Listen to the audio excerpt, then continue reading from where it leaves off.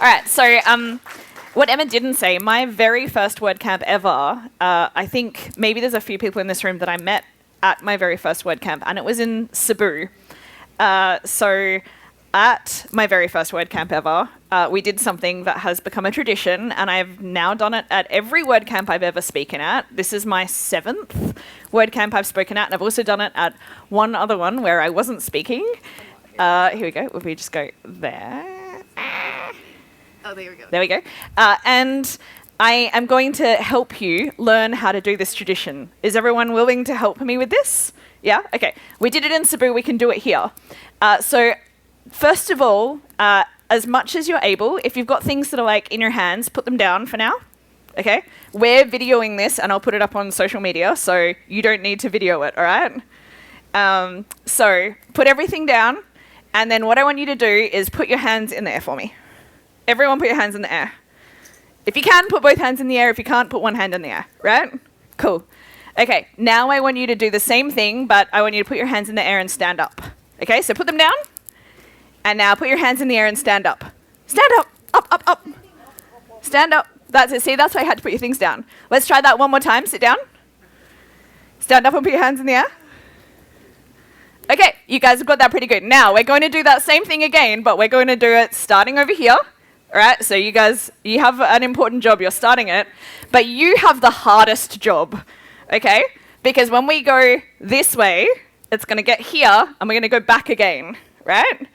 So this is, if you haven't heard this before, it's called a Mexican wave, and we're going to go like this, right? So everyone's going to stand up, starting on this side, moving that way, and then you're going to go back again. Do you understand? Should we try it?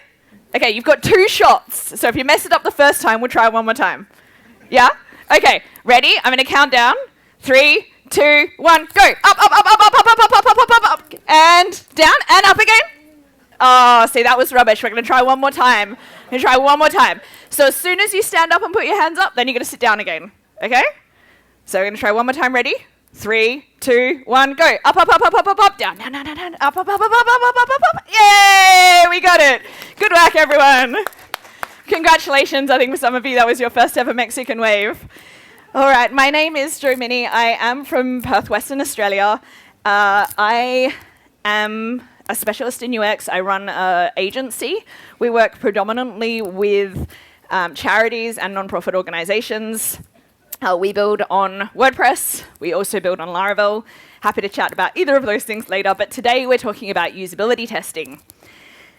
So specifically, how do we do usability testing and actually make it budget-friendly? But before we start, I just want to find out who we've got. So quick show of hands if you are a content person. You write copy or something like that. Cool. What about designers, UX people? Anyone who works with like making stuff pretty? Okay, not too many people, all right. User experience, so specifically focusing on the experience side of things. Nice, this is my people, I love it. You guys are gonna love this. Development, so developers, awesome, that's also me. And anyone else, are you like hosting, SEO? If you didn't fit into any of those other ones, cool. You still have something to learn today, right? So today we're gonna be talking about usability testing. I don't know why that's gone all weird, but let's just skip to the next slide. And specifically, I want to break down a few myths first. So I'm just going to, yeah, there we go. We'll jump onto that one.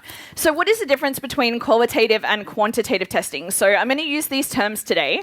And what I'm going to be talking about today is predominantly what we call qualitative testing. So we're testing things from a quality perspective, not from a quantity perspective. And this is really important because quantitative testing is most common, and if you have done any UX research before, you might have come across things like heat maps. It's a really common way that people will do UX research, right?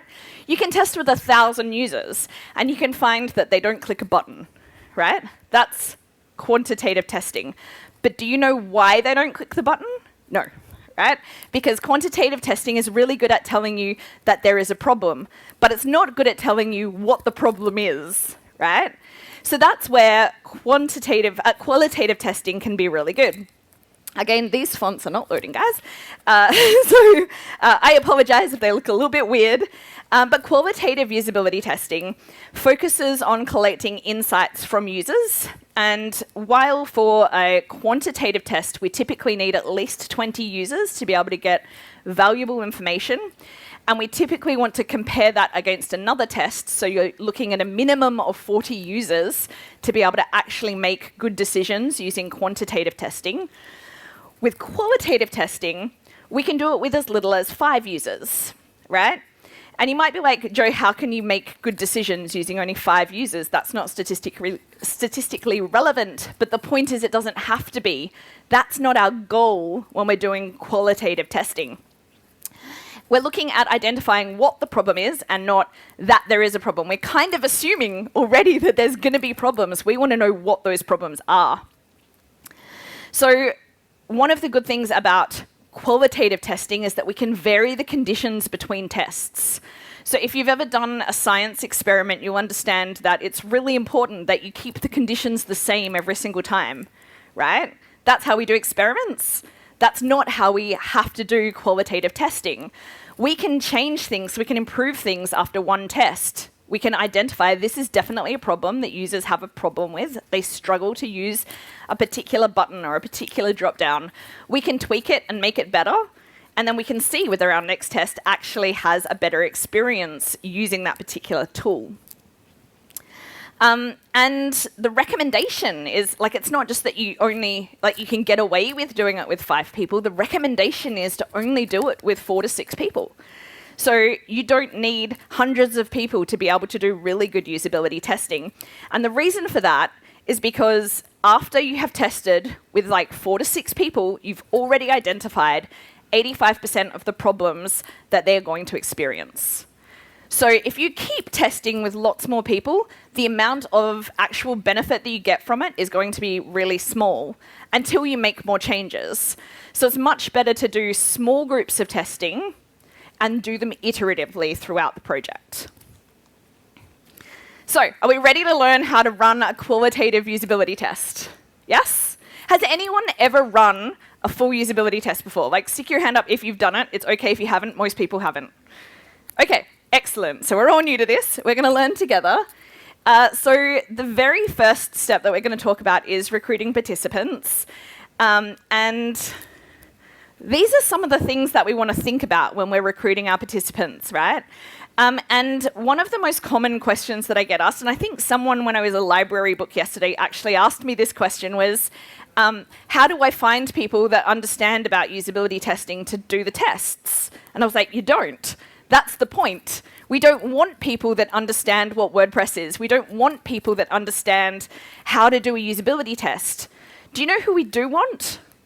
We want your mum, right?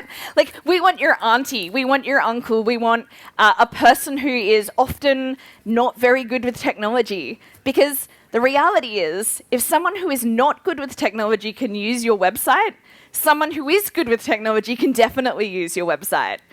So think about your users in particular. You're probably not an ideal participant for a usability study because you are going to, if I asked you to look at my website, you would be looking at it and comparing it to other websites you've built, right? You're not the average user that I'm looking to actually engage with. So think about what is common about that type of user that you're engaging with, and try and make sure that you recruit people for your study that are going to meet that kind of persona, right? So we have a screening questionnaire that we use. There is a link to it at the bottom there.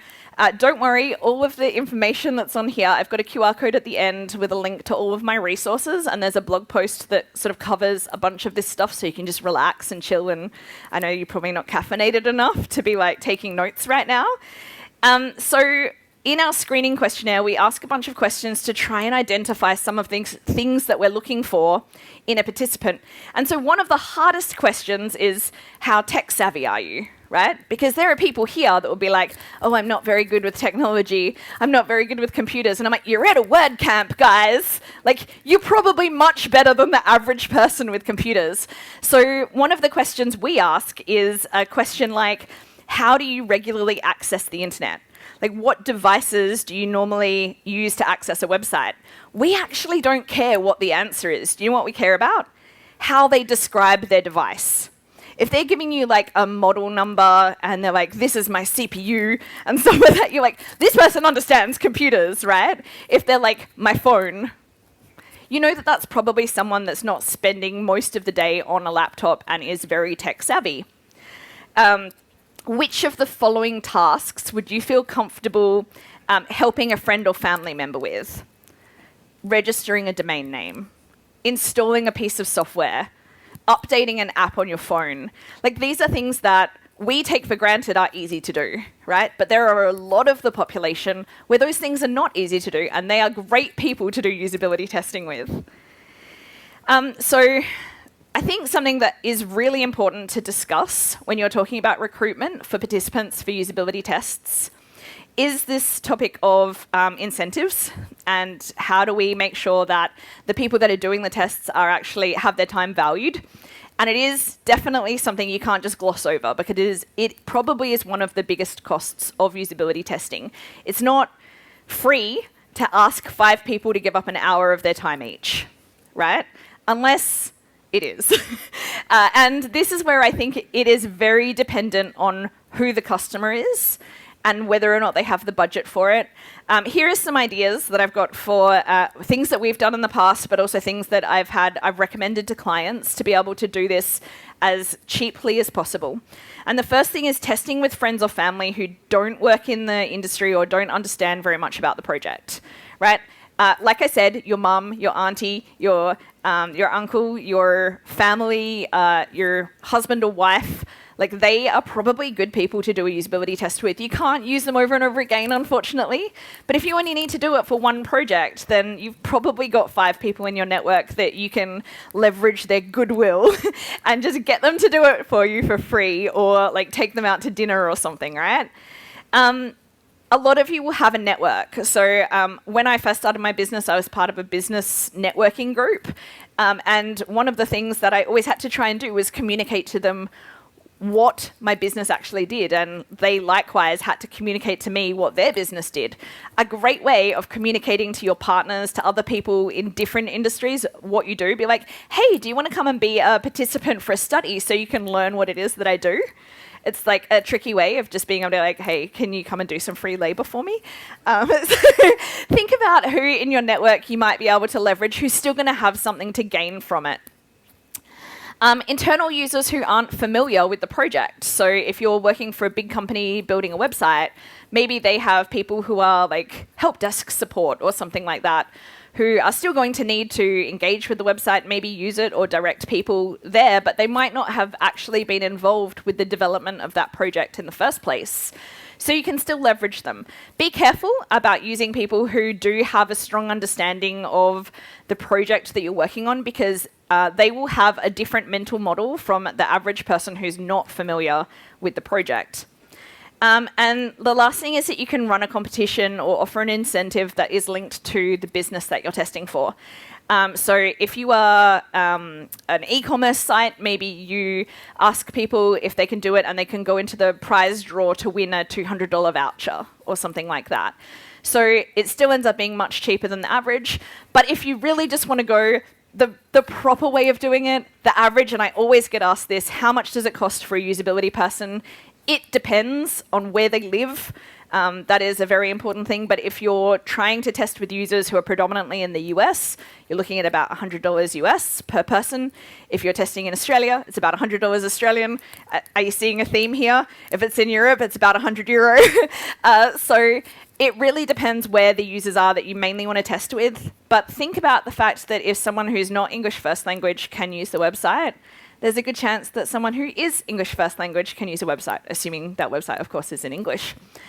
You want to aim for 5 participants per round of testing, and you can either just do one round or you can do them iteratively throughout the life of the project. And I'll talk about when to do usability testing a little bit later. So this is the site that I'm going to use as an example as I talk you through what a usability test looks like. And something that I just want to mention is that this particular website does talk about quite a nasty topic. It's family and domestic violence, and I understand that this can be triggering for some people. So if that is you, I'm not going to be offended if you need to leave. And please do come and talk to me afterwards if there's anything that I can help you with and you need some support. Now, back to the usability testing side of things. The idea that the type of people that we wanted to test with, we had two different cohorts, but the main one is people who are either likely to experience family domestic violence or know someone who is, and do not work in the sector. So they're not care workers or something like that. They don't have a deep understanding of how this industry and how the sector of support agencies works. We knew that we wanted to have a majority of female participants because typically that's the type of person who is most likely to use this website. That's what the stats that we had showed us. We wanted a majority of users with low technical proficiency and at least one participant who was not English first language, and at least one participant with an intersectional challenge. So for example, a person who has some form of disability and is also not English first language, because we know that these are the users that are going to struggle the most using our website. So the next step is to look at our research questions, and it's really easy to just be like, oh, I want to know this thing, I'm going to ask a person this thing. That is absolutely not how we're going to run our research projects, okay? The first thing we're going to do is work out what is the thing we want to test. What is the hypothesis? Now, to come up with the questions, this is kind of the easy bit, and often this is the thing that you and your customer disagree on, right? So it could be where you weren't sure about something. It could be like we weren't sure whether this was the right plugin to use. We weren't sure about whether or not this button belonged here or here. We weren't sure about the label that we were going to use in the navigation menu, whether or not we should use this word or this word, right? It could be something where your customer's like, no, we call it this. And you're like, but I don't know what that word means. So how is the general public going to know what that word means? I know I've had that conversation. I can see a few heads nodding. Like I've had that conversation a lot of times with my customers. So some of the prompts that we usually use to identify research questions are like, what are the most important things that we want people to do or see or find? What are we most concerned about if they don't find it, or if they do it the wrong way, or they don't understand it? And we want to aim for between 5 and 10 research questions, and they want to describe the thing you want to test, right? We're then going to refine those into research topics. So one of the questions for us that was a big one was, can users find the service directory? So we're building the very first national service directory in Australia for victims and survivors of family domestic violence. And it was really important to us that they could discover the service directory. Now, before I took this screenshot, which was taken not super recently, but after the first round of testing, it just said support services instead of support service directory. And my concern, and what I sort of said to the customer is, I don't think that people are going to necessarily understand what they will find under support services and that links to the directory. And we tested it, and what do you know, I was right. And it's so much easier to convince your customers that you were right when you have data and video evidence to show it, right? But in the so we made this change, and this is the directories where people will find links to things like financial and legal services that they can use to help them escape a nasty situation.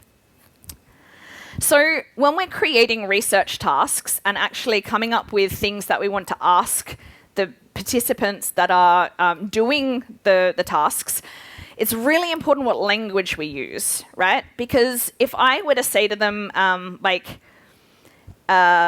find me the service directory, they're obviously going to look for the word service directory on the page, right? So if I ask you to look at this picture, and I'm like, estimate how wealthy the family in the picture are, right? So in this picture here, it's called Unexpected Visitors. This is one of the earliest examples of an eye tracking study that was done. So I want you to tell me, how wealthy are the people in the picture?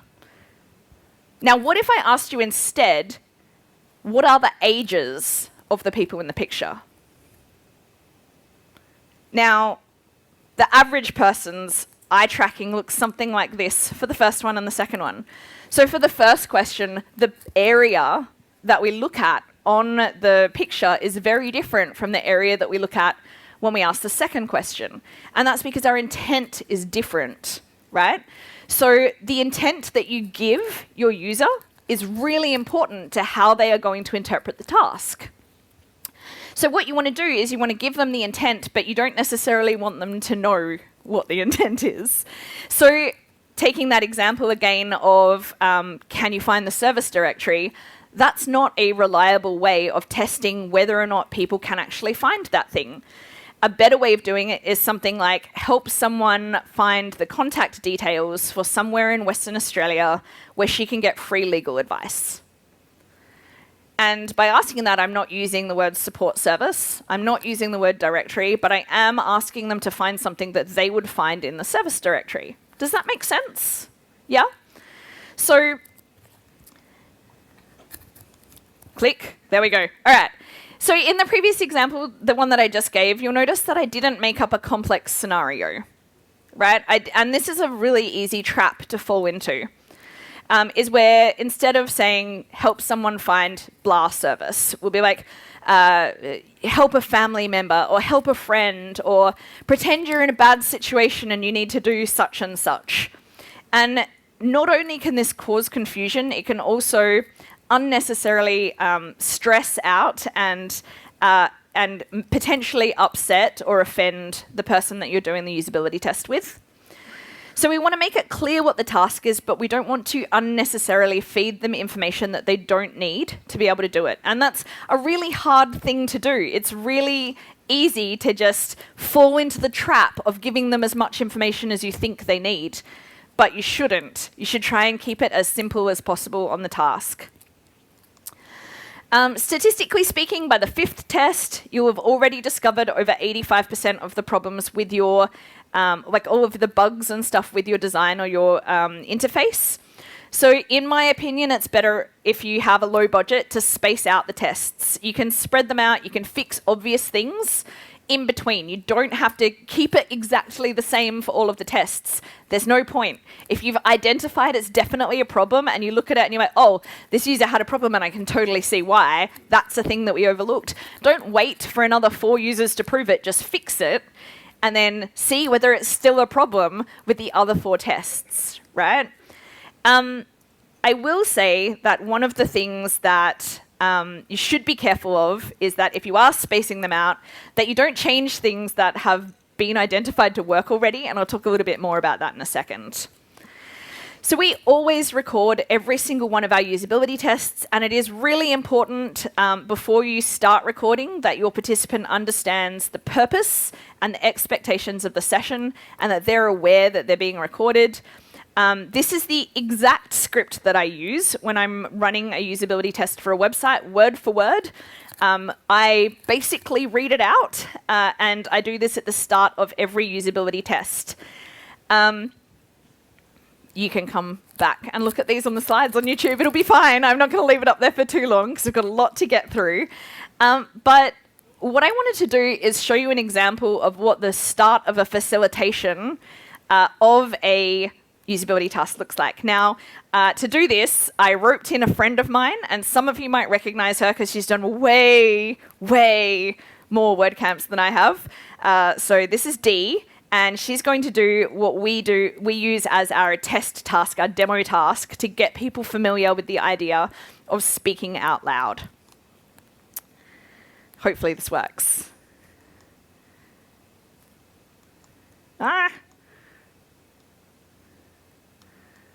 Nope. Can we get the video to play? Can you guys click on that?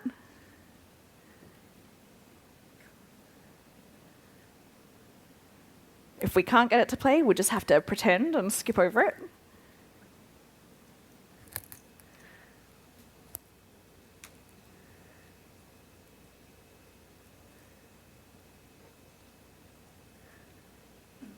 I think we give them 3 more seconds.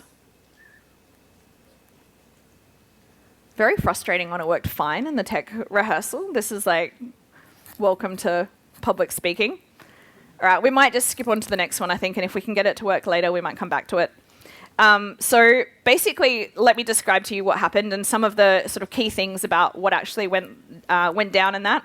And also, you will be able to find the video on my website. If I didn't put it up in the blog post that I wrote, then I will make sure that I add that in so that you can go and watch that in your own time if you want to sort of see how the start of that facilitation actually works.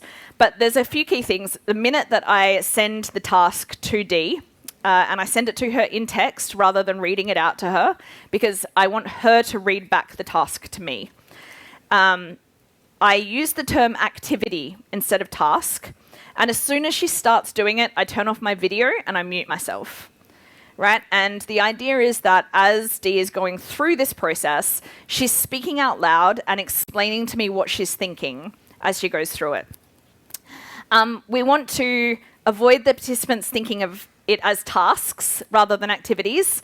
And the reason why that terminology is important is because we don't want them to think that there's a right and a wrong answer, because there's not. Even if there's an outcome we're hoping for them to get to, we're not testing the user. We're testing the website, right? And if you are using terms like task, then they're going to think that they've failed if they don't complete the task. Right? Which is why we use activity. And the demo activity is a really great way of familiarizing them with what we call the think aloud protocol. And basically what that means is we put them on the spot. It's very awkward. And we're like, I need you to explain to me everything that's going through your head right now.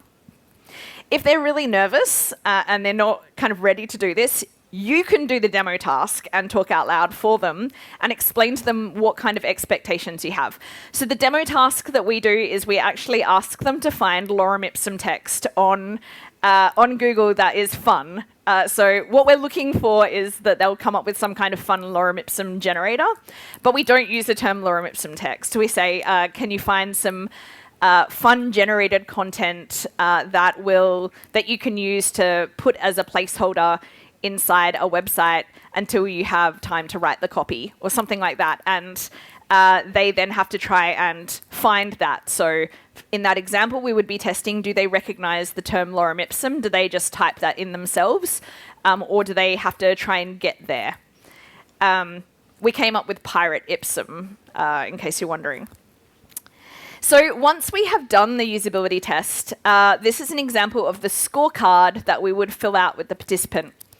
And it's important that we do this straight away after each activity because our memory is not very good, right? And particularly, we change our perception over time once we've got more experience with something.